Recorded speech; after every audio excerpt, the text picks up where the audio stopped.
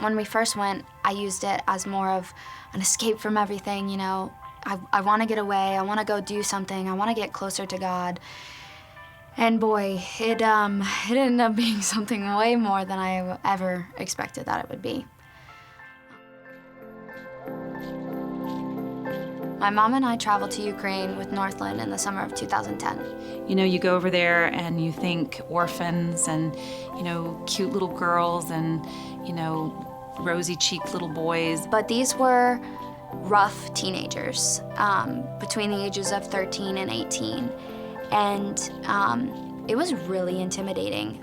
Despite the conditions that we saw at the orphanage, and despite the fact that I don't speak a lick of Ukrainian or Russian, God is just like crazy good. I mean, He used Hannah and I absolutely, each of us in our own unique way. It wasn't until there was a bribe that they would come to group, and you know, then they started liking group, and then they started participating in the crafts and started coming to the concert we had at night.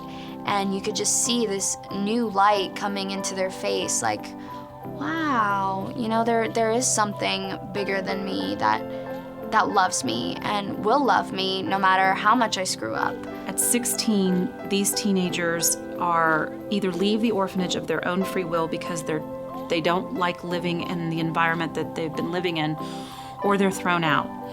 And they're thrown out onto the streets and they become street children. You know, we've read the statistics, and by their 18th birthday, 10% of them have committed suicide, and in my mind, that's just not okay. When we got back from the Ukraine, it was our desire, Hannah and I, to adopt a couple of the teens that we knew were aging out of the system. We tried the adoption process and found out we weren't able to do it. Hannah and I started praying about it to, you know, find out what we could do, and it just came to us.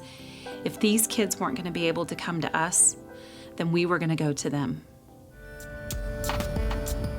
It is our plan and our dream to build a transitional home in Ukraine outside the city of Kyiv to be able to minister to these teens. We have started a foundation called Faraway Place.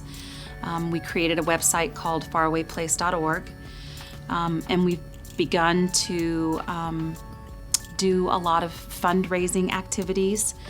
And personally, Hannah and I have started making several sacrifices in our lives. In this next year, you know, we'll be moving over there, and I'll be able to finish up my senior year, and then I get to start medical school, which I'm really, really excited about. And I eventually want to go and be a missionaries doctor where I can travel around to the orphanages. It requires so much faith on our part.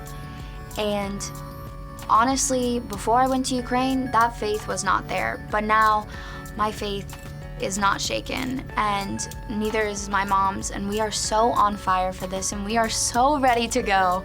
This distributed journey and this mission and this feeling that I'm absolutely positively sure that we're supposed to be there and be with these children, it's a faith undefined. I don't think I could define it. It's a feeling, and it's here, and there isn't a moment that it doesn't exist inside me. He used those kids to get to me, and now he's gonna use me to get to those kids, and that's just the best thing I could ever ask for.